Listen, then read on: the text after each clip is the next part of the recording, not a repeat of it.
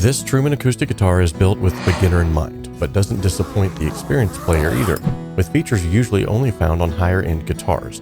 Both the nut and the saddle are made of synthetic bone, and the 18:1 ratio tuning keys are built very well. Likewise, an often overlooked feature is the strap buttons, which usually are made of some kind of a cheap material. However, on this guitar, they're built very well and are already installed in my preferred positions. Now, apart from these awesome features, the guitar itself actually sounds really good.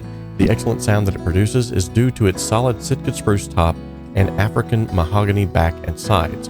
According to the website, the fretboard is also made of rosewood, and the beautiful mahogany rosette at the sound hole gives it a very subtle beauty that flows well from the soundboard to the neck.